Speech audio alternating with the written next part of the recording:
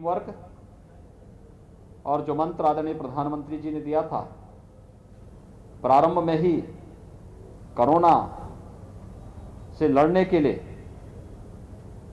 कि हमें trace, test and treat के इस फार्मूले को अपनाना पड़ेगा। ट्रिपल टी के इस फार्मूले के आधार पर कोरोना के खिलाफ जो व्यापक अभियान चला, आज उसके अपेक्षित परिणाम हम सबके सामने हैं। उत्तर प्रदेश ने अब तक 4,77,00,000 से अधिक टेस्ट किए हैं। ये देश के अंदर सर्वाधिक टेस्ट है और उसी का परिणाम है कि जिस प्रदेश के बारे में तमाम प्रकार की आशंकाएं व्यक्त की जा रही थी और प्रदेश आज एक सुरक्षित स्थिति की ओर आगे बढ़ रहा है। यूपी के बारे में कहा जाता था कि यहां स्थिति अनियंत्रित हो जाएगी, अस्त व्यस्त हो जाएगी। 15 मई तक 30 लाख से ज्यादा एक्टिव केस होंगे। 25 अप्रैल से लेकर के 10 मई के बीच में 1 लाख केस प्रतिदिन आएंगे। आज 3,300 मात्र केस आए हैं पूरे प्रदेश के अंदर। एक्टिव केस की संख्या जो 30 अप्रैल को 3,10,000 थी, आज वह घटकर के मात्र 62,000 रह गई है। यानी एक अर्ली एंड एग्रेसिव जो कैंपेन स्टेट ने चलाया, गांव-गांव में, मोहल्ले-मोहल्ले में निगरानी समितियों को भेज करके उनके माध्यम से मेडिसिन किट वितरित होना, अगले 24 घंटे के अंदर एंटीजन टेस्ट के माध्यम से हर एक लक्षण युक्त व्यक्ति का टेस्ट करना, यह कार्यक्रम तेजी के साथ आगे बढ़ा। आज उसका परिणाम है कि उत्तर प्रदेश के अंदर पॉजिटिविटी 3 के आसपास रह गई है। उत्तर प्रदेश के अंदर रिकवरी 95% से अधिक पहुंच गई है और लगातार इसमें सुधार है। फर्स्ट वेव की तुलना में सेकंड में ऑक्सीजन की क्राइसिस देखने को मिली थी। पहली बार हम आभारी हैं भारत सरकार के कि जिसमें पहली बार ऑक्सीजन एक्सप्रेस चलाई गई। वायुसेना के विमानों के माध्यम से ऑक्सीजन के टैंकर भेजे गए और हर व्यक्ति तक, हर हॉस्पिटल तक हम ऑक्सीजन की आपूर्ति कर सकें, इसके लिए शासन और प्रशासन की टीम ने, जनप्रतिनिधियों ने, हेल्थ वर्कर्स ने, कोरोना वॉरियर्स ने पूरी मेहनत के साथ इस अभियान को आगे बढ़ाया। आज उसके परिणाम हम सबके सामने हैं। हर जनपद को आने वाले समय में ऑक्सीजन के क्षेत्र में आत्मनिर्भर बनाने के एक बड़े अभियान के साथ हम काम कर रहे हैं और उसमें हर जनपद को उसकी आवश्यकता के अनुरूप पहले ही ऑक्सीजन कंसंट्रेटर उपलब्ध करा दिए गए हैं। प्रदेश में 20,000 नए ऑक्सीजन कंसंट्रेटर अब तक हम उपलब्ध कराए हैं और लगभग इतने ही नए ऑक्सीजन कंसंट्रेटर हम लोग उपलब्ध कराने की तैयारी कर रहे हैं। लेकिन ऑक्सीजन प्लांट बने, मेडिकल कॉलेजेज में लिक्विड मेडिकल ऑक्सीजन के बड़े बड़े टैंक वहां पर स्थापित हो। क्रायोजेनिक टैंक होते हैं जिसमें एक निश्चित टेम्परेचर में ऑक्सीजन को वहां पे रखना पड़ता है। उनकी स्थापना की कार्रवाई चल रही है। तो हॉस्पिटल, डिस्ट्रिक्ट हॉस्पिटल या सीएससीज में वहां पर हम लोगों के द्वारा एटमॉस्फेयर से ही ऑक्सीजन बनाने के जो संयंत्र हैं उनकी स्थापना के कार्य को युद्ध स्तर पर आगे बढ़ाया जा रहा है। इस समय हम लोग 300 से ज्यादा ऑक्सीजन प्लांट उत्तर प्रदेश के अंदर अलग अलग हॉस्पिटल में लगा रहे हैं और देवरिया जनपद में भी यहाँ की टीम ने अच्छा काम किया है। सभी जनप्रतिनिधियों ने मेहनत किया है और यहाँ पर भी 4 नए ऑक्सीजन प्लांट लगाने की कार्रवाई चल रही है। यहाँ की पॉजिटिविटी रेट 3 के आसपास है, जो एक बार काफी ज्यादा बढ़ चुकी थी और 3 के आसपास आ चुकी है और उसमें और भी गिरावट निरंतर देखी जा रही है।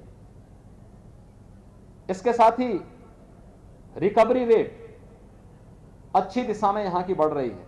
93% से अधिक यहां की रिकवरी रेट है और इसमें और भी बढ़ोतरी के लिए क्या प्रयास किए जाने हैं, इसके बारे में अभी मैंने यहां की समीक्षा बैठक ली है।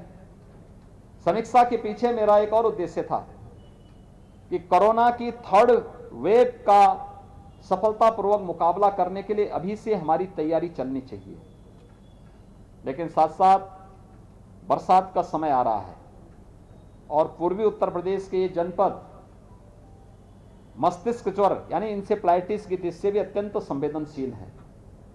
इसके बारे में भी हम लोगों ने यहाँ पर अपनी रणनीति बनाई है।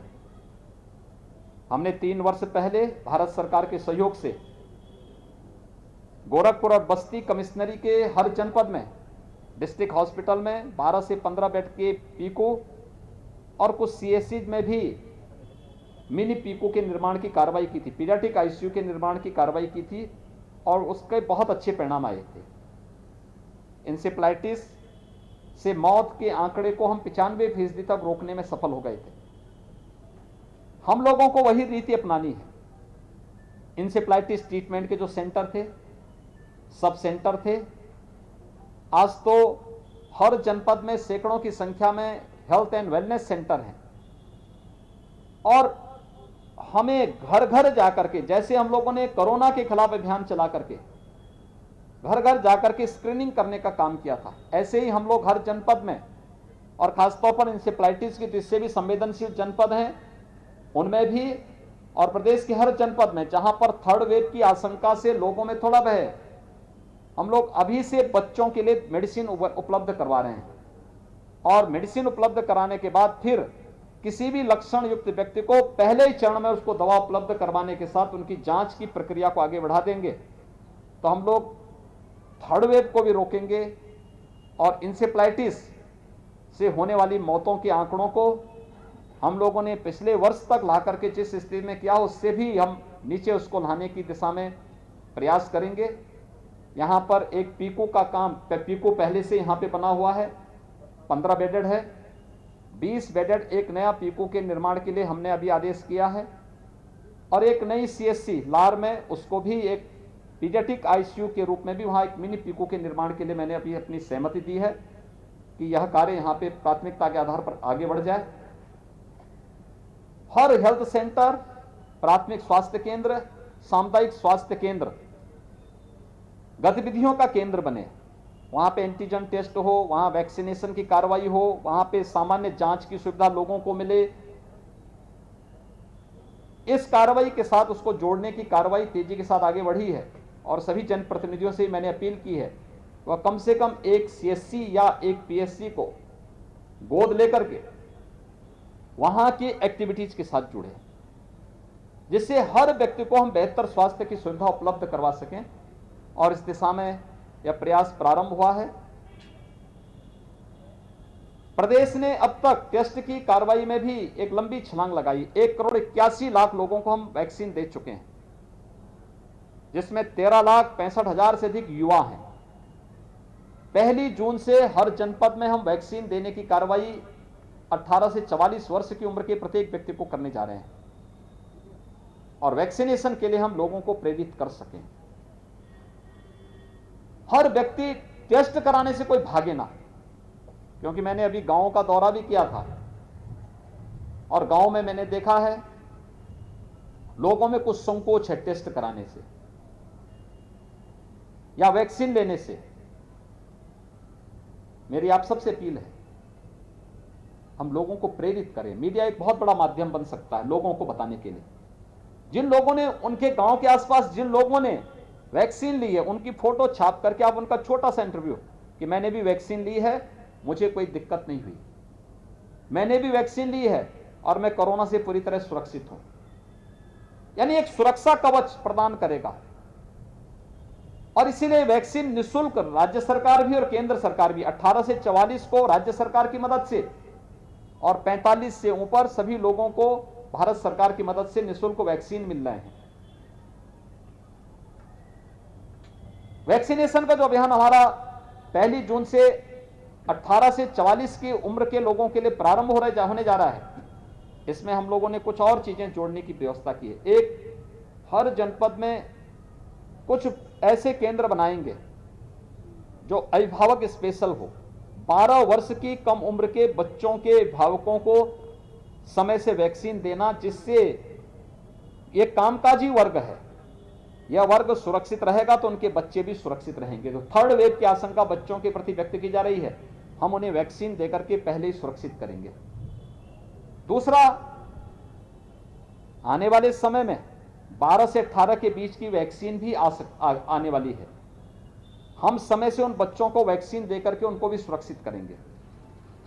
तीसरा, हर जनपद में न्यायिक अधिकारियों के लिए और उनके परिवार के लोगों के लिए और दूसरा मीडिया के लिए भी एक अलग अलग बूथ बनाने के लिए, वैक्सीन के लिए बनाने के लिए कहा गया है।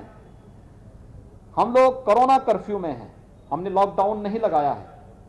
कोरोना कर्फ्यू में हमारे उद्योग चल रहे हैं, खेती बाड़ी का काम चल रहा है, राशन की दुकानें चल रही हैं। वे सामान्य गतिविधियां जो कोरोना प्रोटोकॉल का पालन करते हुए संचालित हो सकती हैं, सब्जी मंडी का है, फल मंडी का है, सभी हमारी संचालित हो रही हैं। उन सबको संचालित करने की कार्रवाई की जा रही है और मुझे विश्वास है कि कोरोना के खिलाफ जो अभियान वर्तमान में चल रहा है, यह अभियान सफलता की नई ऊंचाइयों तक पहुंचेगा।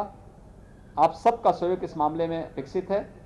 आप सबसे भी अपील है, लोगों को कोरोना प्रोटोकॉल का पालन करने के लिए हम प्रेरित करें। टेस्ट करवाने से न भागें और वैक्सीन उनकी पारी आने पर वे वैक्सीन जरूर लें। यह उन्हें सुरक्षा कवच, उन्हें और उनके परिवार को सुरक्षा कवच प्रदान करेगा। धन्यवाद। योगी आदित्यनाथ को सुन रहे थे आप, जो कि देवरिया दौरे पर है और इस बीच उन्होंने प्रेस कॉन्फ्रेंस की और प्रेस कॉन्फ्रेंस कर उन्होंने बताया कि प्रदेश सरकार किस तरीके से प्रयासरत है प्रदेशवासियों को हर सुविधा देने के लिए। और साथ ही उन्होंने तमाम महत्वपूर्ण बातें कही, आपको दिखा रहे हैं। भारत सरकार ने पहली बार ऑक्सीजन एक्सप्रेस चलाई है। सीएम योगी आदित्यनाथ ने कहा कि नए ऑक्सीजन प्लांट बनाए गए हैं और आगे भी प्रदेश सरकार प्रयासरत है कि और ऑक्सीजन प्लांट्स बनाए जा सके।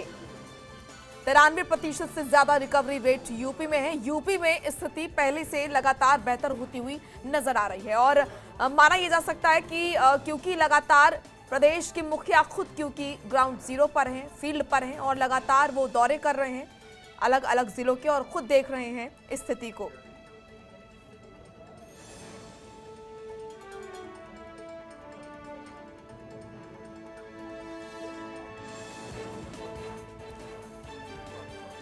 तो ये तस्वीरें सीएम योगी आदित्यनाथ की देवरिया से, जहां पर देवरिया दौरे पर सीएम योगी आदित्यनाथ और प्रेस कॉन्फ्रेंस इस बीच उन्होंने की और उन्होंने बताया कि किस तरीके से क्या कुछ सुविधाएं लोगों तक पहुंचाई जा रही हैं सरकार द्वारा और सरकार किस तरीके से प्रयासरत है ताकि यूपी की स्थिति बेहतर हो।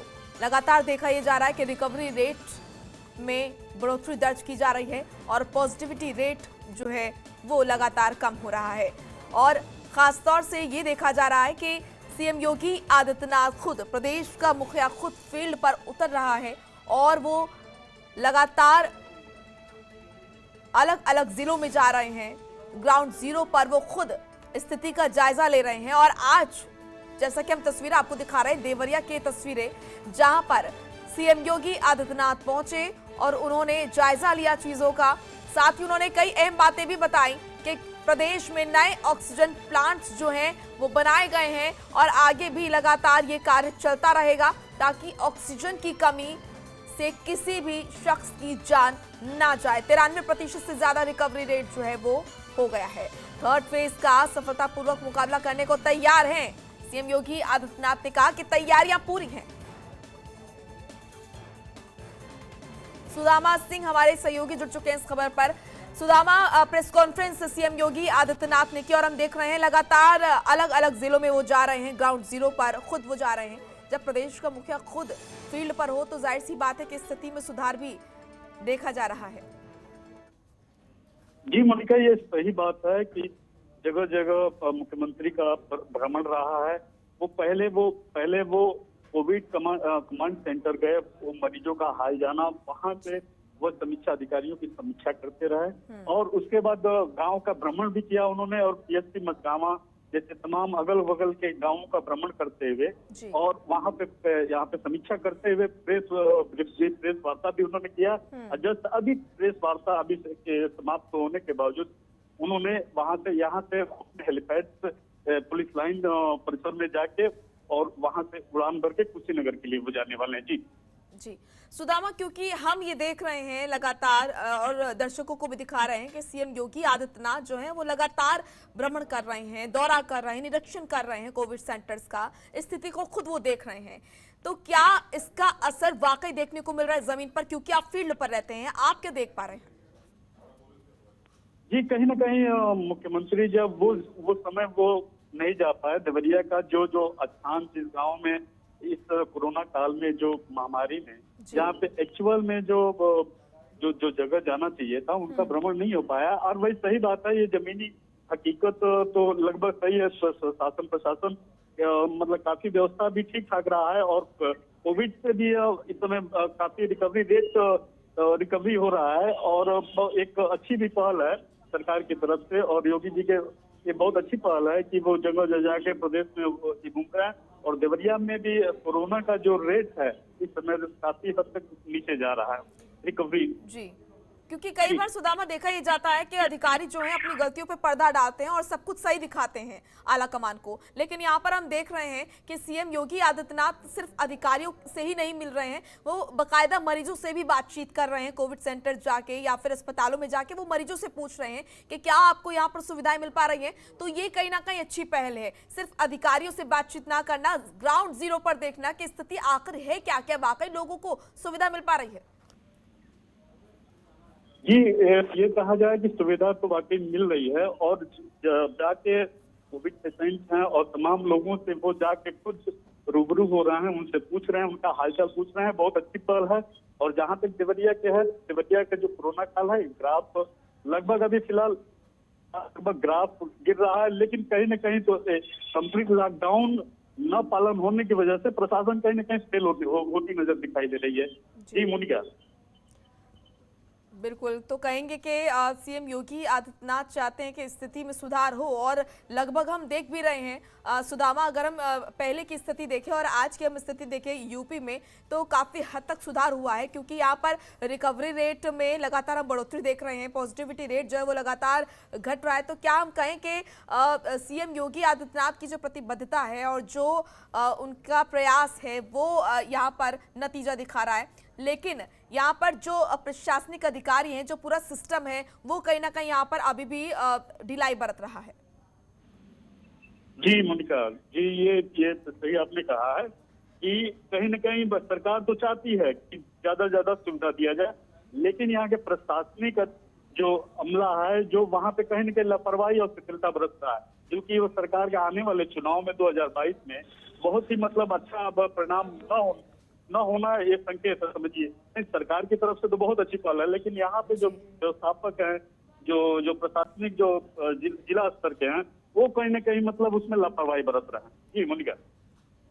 बिल्कुल, तो इस बीच क्योंकि सुदामा फील्ड पर रहते हैं, किस तरह की यहाँ पर लापरवाही देखी जा रही है अधिकारियों द्वारा, और क्या उन पर नकेल कसने के लिए किसी तरह की कोई कार्रवाई की जा रही है?